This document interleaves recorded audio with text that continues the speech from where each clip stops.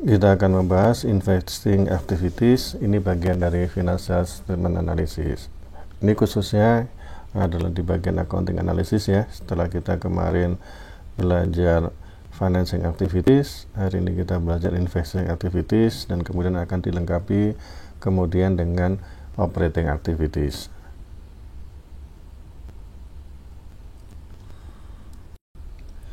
Apa saja yang akan dibahas? Seperti ini. Ini adalah bagian sebelah kiri ya dari balance sheet, karena investing ini dilakukan ketika perusahaan berdiri, kemudian perusahaan setelah mendapatkan financing ya, baik berupa utang maupun berupa modal, dan sebelah kanan dari neraca atau balance sheet. Nah, kemudian barang atau modalnya tadi digunakan untuk membeli barang untuk melakukan kegiatan perusahaan. Nah, beli aset ya terutama ya. Asetnya terbagi dari dua, current asset dan non current asset. Kemudian ada cash receivable, cash and cash equivalents, kemudian receivable, kemudian prepaid expenses dan inventories. Kemudian ada tangible asset dan intangible asset untuk non current assetnya.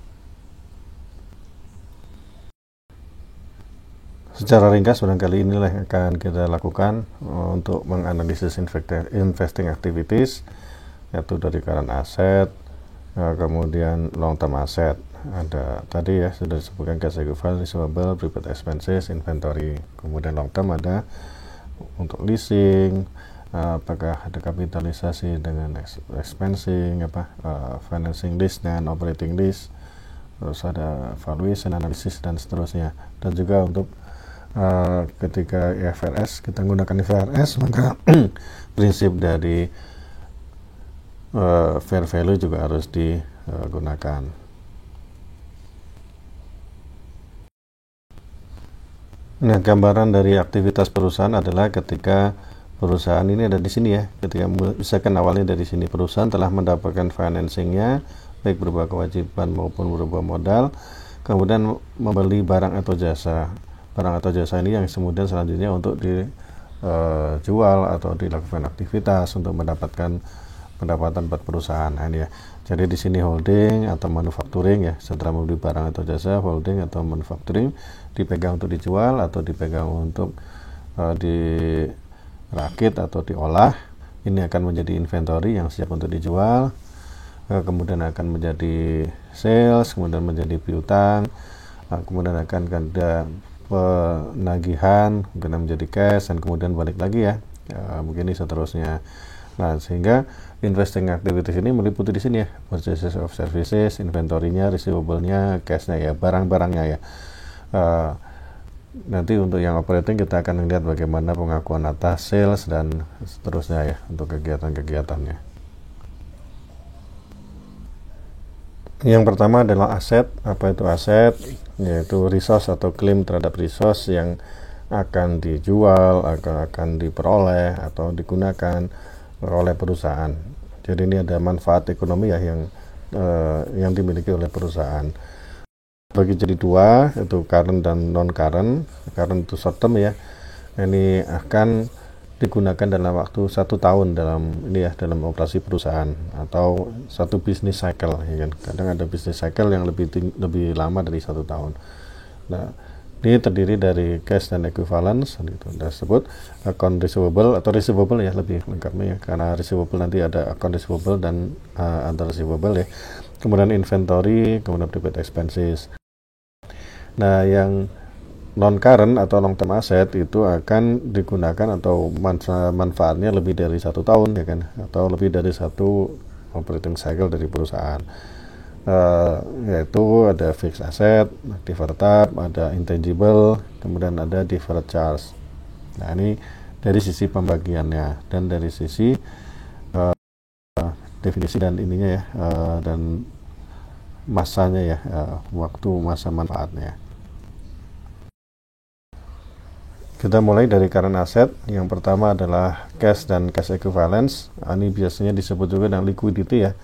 Liquidity atau kemampuan untuk dicairkan atau digunakan untuk membayar. Apa itu cash ya? Ya, cash yang kita kenal ya kan ya, uangnya, checking account atau saving account ya antaranya.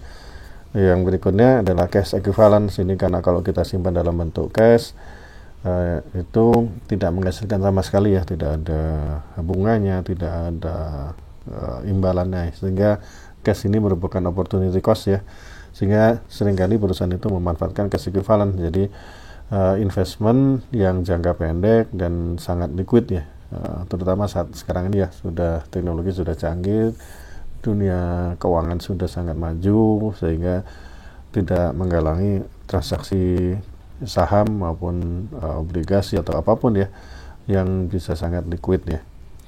Syaratnya ada dua, yaitu bisa dikonversi ke dalam bentuk cash ya kan ya, kemudian close to maturity dan tidak sensitif terhadap perubahan tingkat harga, jadi nggak tiba-tiba bisa berubah. Jadi macam-macam ya ini ya, syaratnya ada dua, jadi harganya tidak tiba-tiba berubah. Nah, misalkan kita akuis harga 1 juta, tiba-tiba besok harganya berubah jadi 500.000, ini agak susah ya, sehingga kadang bentuk-bentuk seperti saham dan obligasi itu juga sangat ini ya, sangat terbatas ya. Nah, apa yang harus dilakukan, analisis yang dilakukan oleh analis pertama ya, karena kalau liquidity-nya ini berkurang, perusahaan jadi illiquid, tidak bisa menagih, tidak bisa membayar tagihannya, maka akan bisa terjadi kebangkrutan ya kan. Ini bisa dipilotkan oleh perusahaan yang punya tagihan, sehingga ini harus sangat hati-hati nih ya. Misalkan kalau tadi disebutkan cash equivalence-nya, short term investment-nya ini tiba-tiba nilainya berkurang, kemudian ada tagihan, ketika mau dibayar ternyata nilainya sudah nggak cukup lagi. Nah, ini bisa berbahaya ya kan ya, bisa menjadi pilot walaupun utangnya cuma sedikit ya, tergantung dari aturan dari kebangkrutannya ya. Kemudian kadang juga kalau cash kan nilainya udah nggak usah diragukan lagi ya, yang diragukan tadi adalah cash equivalent. Kemudian yang kedua, apakah beneran cash dan cash equivalent ini bisa dilaksanakan atau benar-benar liquid ya, benar-benar digunakan untuk bisa bayar. Karena kita pelajari kemarin dari financing bahwa ada utang-utang yang mempunyai syarat, misalkan ada compensating balance ya, ada saldo minimal dari uang, atau bahkan mungkin dari short term investment itu sudah dijaminkan jadikan kolateral ya kan, sehingga walaupun ada di dalam perusahaan tapi tetap tidak bisa digunakan untuk membayar. Ini juga harus hati-hati nih. Kita cek ini ya, syarat-syarat utang yang dimiliki oleh perusahaan. Intinya adalah itu aja, nilai dan kemampuan untuk digunakannya. Karena aset berikutnya adalah receivable. Kalau cash tadi adalah ini alat untuk liquid, bahkan yang paling liquid ya, bisa digunakan langsung untuk membayar. Receivable ini adalah yang berikutnya.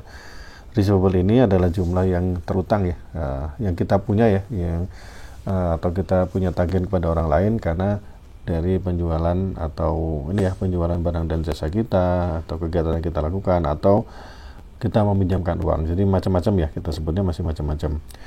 Kalau kita sebutnya receivable, tapi kalau sudah disebutnya account receivable atau piutang usaha, itu adalah utang karena pelanggan kita, yang telah membeli dari apa namanya, jasa kita atau membeli barang kita, itu account receivable biasanya, atau disebut piutang usaha.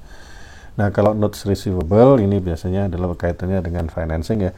Ada orang yang meminjam ke kita beri pinjaman, ini sebutnya adalah notes receivable.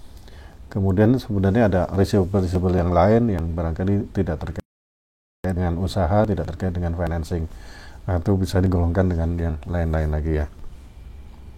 Nah, receivable ini dicatat nilainya sebesar net realizable value. Jadi total jumlah yang kita punya tagihan dikurangi dengan allowance ya, untuk siapa tahu tidak tertagih, karena masih tetap ada resiko bahwa piutang ini tidak bisa kita terima secara penuh. Kembali lagi ini penting karena apa? Pertama liquidity dan nilainya ya, jangan sampai kita sudah mengakui angkanya seperti ini, ternyata kemudian nilainya berkurang karena ada yang tidak bisa kita tagih. Nah, sehingga ini penting untuk mengestimasikan seberapa sih jumlah yang akan tidak tertagih ya. Nah, ini manajemen bisa menilai berdasarkan pengalamannya, berdasarkan keadaan dari customer-nya ya. Kalau customer-nya bangkrut ya pasti piutangnya nggak tertagih gitu ya. Kemudian ada ini ya, ada industri atau kondisi ekonominya seperti krisis, misalkan krisis di mana perusahaan-perusahaan nggak bisa membayar, nah berarti jangan-jangan ini allowance-nya harus lebih besar lagi ya. Kemudian ada juga ini ya, kebijakan dari penagihan dari perusahaan, berapa hari harus bayar, berapa hari ditagih, berapa hari. Nah ini kebijakan dari manajemen sendiri. Nah ini akan bisa digunakan untuk melakukan estimasi berapa jumlah allowance yang harus disiapkan atau harus dicatat oleh perusahaan. Nah sebagai analis kita harus melihat nih kalau terjadi perubahan dari allowance ya, apakah itu biasanya sekian persen dari sales kemudian ternyata berubah, kemudian sekian persen dari receivable kemudian ternyata berubah, atau kita lihat kondisi dari industrinya. Nah ini harus ada ini ya, kita lihat perubahan dari allowance ini apakah perubahannya ini bisa di justifikasi atau tidak. Kemudian intinya adalah itu tadi ya, menilai apakah receivable-nya tadi telah dicatat sebesar net realizable value. Karena ini akan memperhatikan quality, perusahaan saja menjual tanpa memperhatikan kredit atau tanpa memperhatikan apakah nanti bisa ditagih atau enggak. Nah ini untuk meningkatkan penjualan tapi receivable-nya naik, pada akhirnya nanti akan dihapuskan. Nah ini earning quality-nya jadi tidak bagus ya, sehingga ini sangat penting sekali untuk melihat apakah earning quality dari perusahaan itu baik atau tidak. Lalu apa saja yang harus dilakukan, apa saja yang harus dianalisis dari receivable ini? Pertama, collection risk ya, risiko untuk penagihannya apakah bisa atau tidak ya kan. Kemudian otentisitas dari receivable ini tadi, apakah beneran receivable ini ya, apakah bisa ditagih atau enggak. Kemudian ada biasanya sekuritisasi atau factoring disebutnya, jadi menjual receivable-nya karena receivable ini belum bisa digunakan untuk membayar. Ketika kebutuhan membayar itu sudah ada, maka harus segera nih, tagihannya belum jatuh tempo tapi harus segera membayar, harus segera dikeluarkan cash-nya, maka bisa aja disekuritisasi untuk mendapatkan cash ya kan ya. Nah ini macam-macam. Nah, untuk collection risk itu dilihat nih kondisi ekonomi ya tadi ya, ekonomi atau industrinya dibandingkan dengan kompetitor ya kan, apakah receivable-nya per sales itu sudah sama atau tidak, apakah kita jauh ya kan ya. Kemudian konsentrasi dari customer-nya, apakah customer-nya hanya satu ya, receivable-nya ini kan ada beberapa customer ya. Kalau dari sekian receivable ternyata 50% receivable-nya tadi hanya satu customer, maka risikonya sangat tinggi nih, risiko dari customer tadi sangat tinggi. Kalau customer tadi bangkrut, maka perusahaan juga akan tertimpa sebesar 50% dari receivable-nya. Nah ini harus dianalisis juga. Kemudian analisis umur dari piutang tadi ya, apakah sudah ada yang jatuh tempo atau lewat masanya ya kan, sudah sampai berapa lama. Nah ini juga harus dilihat. Kemudian dari situ kita akan bisa melihat apakah allowance ini cukup atau tidak ya kan, apakah sudah disisihkan secara cukup atau tidak. Ini collection risk-nya ya, kita meyakini jumlahnya apakah sudah sesuai atau bisa direalisasikan nantinya.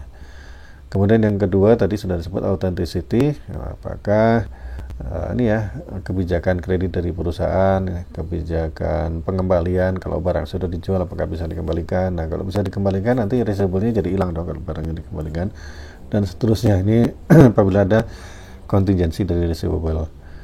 Kalau sekuritisasi tadi harus diyakinkan bahwa kalau ada sekuritisasi, receivable-nya ini dijual atau di factoring ya, apakah ada recourse-nya, apakah ada bentuk untuk pengembaliannya. Apabila masih ada pengembalian, kemungkinan ada pengembalian, receivable-nya misalkan tadi tidak tertagih kemudian dikembalikan ke perusahaan, maka ini harus tetap tercatat ya sebagai aset, walaupun bentuknya bukan account receivable tapi bentuknya sudah berubah sekuritisasi barangkali, tapi tetap dicatat sebagai aset dan juga kewajibannya juga dicatat ya kan, karena kita jual tapi kita juga wajib untuk mengganti apabila ternyata tidak bisa tertagih.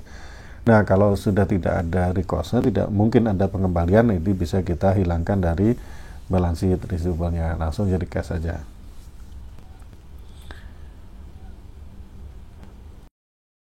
Nah, receivable tadi adalah salah satu alat yang liquid ya, yang bisa digunakan untuk membayar nantinya. Current asset yang berikutnya adalah prepaid expenses. Nah, ini expenses yang sudah dilakukan dibayar terlebih dahulu. Nah, kalau ini bukan nantinya perusahaan akan dapat uang, tapi perusahaan dapat jasa atau layanan ya. Ini beda sifatnya dengan cash dan receivable tadi. Ini pembayaran terlebih dahulu ya kalau prepaid expenses ini atas barang atau jasa, tapi belum diterima ini barang atau jasanya ya kan. Nah, terus apa pentingnya di sini, kan nggak bisa digunakan untuk bayar. Tetap aja bahwa kadang prepaid expenses ini seringkali ada salah saji ya. Jadi ada yang bagian yang non current itu tidak di ini ya, current ya kan ya, dan seterusnya ya. Apabila ini jumlahnya besar harus hati-hati ya kan ya. Kemudian kalau ada perubahan yang sangat material atau sangat penting di prepaid expenses, nah ini harus dilihat lagi. Kalau kita perhatikan, kita lihat secara sesama, barangkali ada perubahan kebijakan atau perubahan prospek dari perusahaan atau bagaimana ya. Misalkan tiba-tiba prepaid expenses-nya naik besar sekali, kenapa perusahaan membayar prepaid expenses besar sekali? Apakah ada ini ya, apakah ada masalah tidak bisa melakukan membayar secara ini ya, secara periodik nanti pada saatnya, atau memang ada prospek yang lebih menguntungkan barangkali ya. Ini harus dilihat dulu deh apabila ada perubahan dari prepaid expenses yang material perubahannya. Bagian berikutnya yang sangat penting adalah inventory atau persediaan. Nah, ini barang-barang yang akan dijual ya, akan dijual atau akan diproduksi atau telah diproduksi kalau finished good misalkan ya. Ini dalam rangka kegiatan operasi perusahaan ya, kegiatan normal perusahaan. Nah, jadi tergantung nih inventory-nya. Kalau dia beli rumah tapi dia adalah perusahaan yang jual beli rumah, maka rumah itu adalah inventory. Jadi tergantung dari operasi perusahaan yang normalnya seperti apa. Nah, ada dua nih yang biasanya diperlakukan untuk inventory ini, bisa langsung di-expand kan ya kan ya. Ini biasanya untuk yang jumlahnya kecil atau period cost ya, kalau di sini sebutnya seperti ya kertas, gunting atau apapun ya. Ya kalau dicatat pun juga nanti juga akan habis, pencatatannya malah akan ini ya, akuntansinya nanti malah akan jadi ribet, maka di-expandkan aja. Yang dilakukan adalah kontrol terhadap fisiknya. Jadi kalau akuntansinya sudah langsung di-expandkan. Ini bisa kalau dengan ini ya, dengan syarat-syarat tertentu. Atau juga kapitalisasi ya kan ya. Jadi untuk misalkan barang manufaktur diproduksi, nah ini maka ongkos yang diproduksi tadi dikeluarkan pada proses produksi, ini akan dimasukkan ke dalam inventory atau dikapitalisasi ya. Nah nanti ini nanti akan dibebankan pada periode di mana barang ini dibikin atau nanti akan hilang pada saat barang itu dijual. Nah yang penting kalau perusahaan manufaktur ini adalah costingnya ya, ada raw material itu harus dihitung dengan benar. Biasanya sih sudah nggak masalah karena sistem produksinya biasanya langsung meletakkan raw materialnya ke sana. Labor ini juga kelihatan labornya untuk kemana, kecuali labor yang untuk yang manajemen atau yang indirect ya, labor. Kemudian yang penting biasanya overhead ini ya, ini susah karena harus ada alokasian ya, alokasi dari biaya ini dimasukkan ke barang yang mana atau produk yang mana. Ini merupakan ini sendiri ya, merupakan bidang yang sangat ini ya, cost accounting atau manajemen accounting ya, sudah sangat ini lagi ya, sangat detail lagi. Nah ini harus tepat ini penilaian dari inventory tadi. Kita kenal ada FIFO, LIFO, average dan seterusnya, ada periodik, kemudian ada perpetual dan seterusnya. Ini sudah dipelajari di intermediate ya, jadi nggak akan saya ulang di sini. Silakan dilihat lagi materi-materi tersebut ya. Nah, inventory ini adalah bagian terakhir dari current asset ya, yang terutama kalau kita mau lebih spesifik lagi, current asset yang digunakan untuk operasi normal perusahaan sehari-hari. Karena nanti adalah barang yang masa manfaatnya kurang dari 1 tahun tapi tidak digunakan untuk operasi normal perusahaan. Apa itu ya, macam-macam ya. Nanti ada bagian yang nggak kita bahas di sini ya, other asset misalkan ya, itu nggak termasuk dalam definisi current asset dan long term asset yang digunakan untuk operasi perusahaan sehari-hari. Misalkan barang yang di tanah atau yang dibeli ternyata nggak digunakan ya kan, dan seterusnya. Ini macam-macam nanti ya, itu di luar dari sini ya.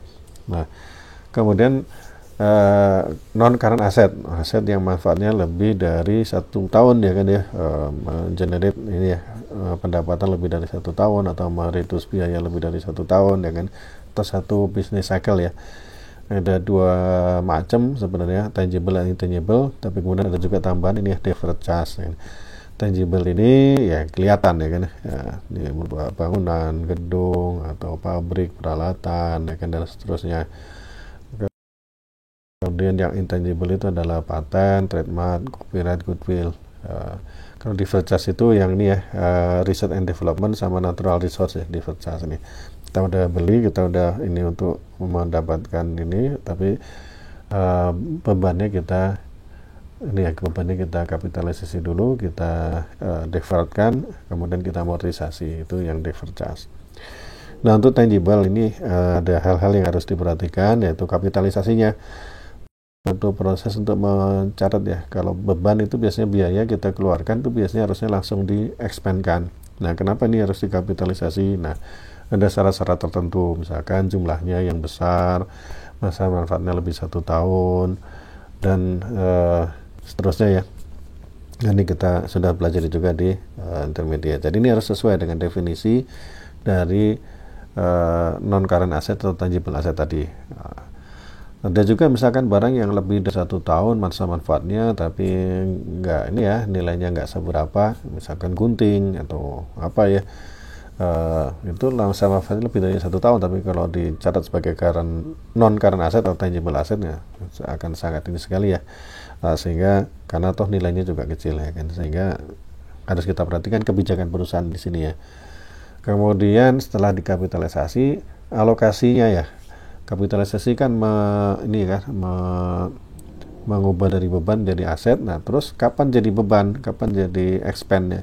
Ini disebut dengan alokasi. Bisa berupa depresiasi, bisa berupa amortisasi atau depletion ya untuk natural resource. Nah, ini juga harus kita lihat nih, apakah amortisasi atau alokasinya tadi sesuai dengan prinsip matching cost against revenue ya. Apakah proses pendapatannya tadi sesuai dengan proses ini ya, ini tadi ya, metodenya, penghitungannya dan lain sebagainya. Biasanya ini yang penting dalam analisis laporan keuangan, karena bisa jadi metode untuk depresiasi, amortisasi, dan depresiasi ini bisa berbeda-beda untuk tiap perusahaan. Jadi ketika kita akan bandingkan harus disamakan dulu. Metode yang berbeda ini diakui atau diperbolehkan dalam standar akuntansi, sehingga laporan keuangannya tetap wajar tanpa pengecualian. Nah, ini yang sebenarnya yang harus kita hati-hati ya, harus kita lihat lagi. Yang kemudian impairment yang terakhir ya dari tangible asset ini, apakah nilainya sudah masih bisa seperti itu ya, karena nilai dari suatu aset itu pada prinsipnya adalah present value dari future cash flow ya kan. Apakah sudah nggak bisa lagi menghasilkan? Kalau nggak bisa menghasilkan, nggak ada manfaat ekonomisnya, ya berarti dia bukan masuk ke definisi ini lagi, tangible asset, atau dikurangi nilai ya kan. Nah, ini sehingga perlu adanya impairment. Berikutnya tentang intangible, sama nih sebenarnya, bahkan nilainya sudah sesuai ya kan ya, apakah kapitalisasinya sudah pas, ya, kemudian amortisasinya ya, terutama apakah masa manfaat atau manfaatnya masih dirasakan ya tadi ya, matching cost against revenue apakah tepat atau enggak, tipenya seperti apa ya kan ya, kemudian kondisi dari demandnya seperti apa. Kalau kita punya paten ternyata barangnya tadi sudah tidak dijual lagi, ya nggak ada gunanya patennya, berarti nggak ada manfaatnya lagi misalkan itu ya. Kemudian kompetitif, kondisi kompetitifnya seperti apa ya kan, ya kalau sudah trademark, paten, copyright, goodwill tadi, misalkan trademark dari mereknya kemudian mendapat cap jelek dari masyarakat atau seterusnya, ya nggak bisa digunakan lagi ya, nggak punya nilai lagi ya sebenarnya. Hanya kita lihat di sini ya, sebenarnya kalau yang normal sih amortisasinya apakah sesuai kan, masa manfaatnya udah cocok atau tidak ya kan. Tapi ini biasanya Uh, Kalau secara akuntansi ini sudah dicek oleh auditor eksternal, kita hanya bisa membandingkan kalau ada intangible yang sama dari perusahaan yang sejenis yang mau kita analisis, ya kan, itu juga harus kita samakan. Kemudian untuk deferred charge, nah ini sama ya kapitalisasinya dan juga alokasinya.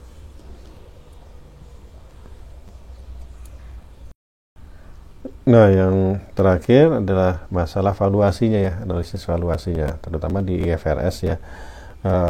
Kita lihat valuasi ini sangat penting nih, apalagi kita bisa objektif ya.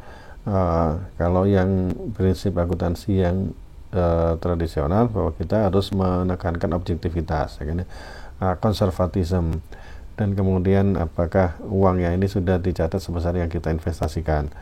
Hanya ini prinsip ini biasanya kita sebut dengan ini ya, historical cost ya. Objektivitas ini biasanya adalah ciri dari historical cost, tapi biasanya keterbatasannya adalah ya tidak mencerminkan market value ya. Kalau asetnya dicatat sebesar historical cost, nilai yang dulu kita keluarkan untuk memperoleh barang ini, maka nilainya sekarang udah berubah ini. Jadi tidak mencerminkan nilai pasar yang saat ini, sehingga tidak relevan untuk apabila kita harus membeli barang yang sama, angkanya nggak relevan lagi, kita harus keluarkan barang yang lebih besar lagi ya untuk mengganti barang tersebut. Nah, ini replacement value-nya sudah nggak relevan lagi, dan juga nggak comparable pada perusahaan-perusahaan yang lain. Pembelinya beda-beda tahun kok ya, ada yang usianya sudah 10 tahun, ada yang usianya sudah 5 tahun. Ini nilainya berbeda karena proses alokasi dan depresiasinya tadi, sehingga nggak comparable akan nilai dari aset yang dimiliki tadi. Kemudian untuk opportunity cost-nya juga tidak sesuai kan ya. Kemudian ini ya, apakah untuk ini ya koleksinya atau ini ya apa bahasanya atau belanjanya ini apakah ini nilainya itu berbeda purchasing powernya, yang belinya 10 tahun lalu dengan nilai rupiah sekian, yang belinya 5 tahun yang lalu nilai rupiahnya sudah beda karena ada inflasi dan seterusnya ya. Ini berbeda-beda, sehingga walaupun angkanya objektif tetapi nilainya tidak barangkali tidak relevan atau tidak bisa kita bisa kita pastikan itu nilainya sama.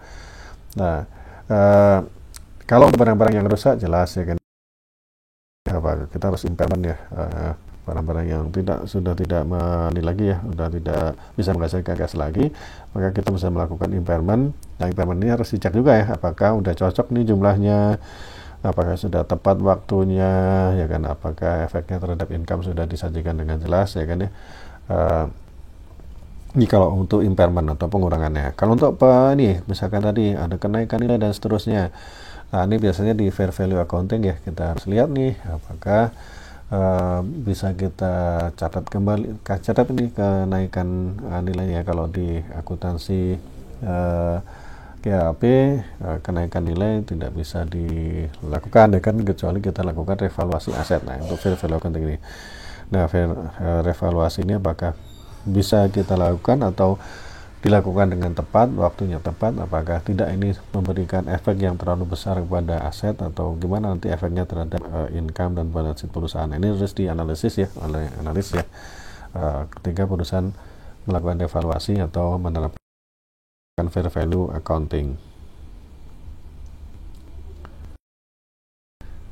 Sehingga beberapa hal yang harus kita perhatikan dari investing activities ini adalah, pertama, definisinya apakah memenuhi persyaratan, memenuhi standar akuntansi, memenuhi prinsip ekonomi ya, kita akan melihat prinsip ekonomi ya.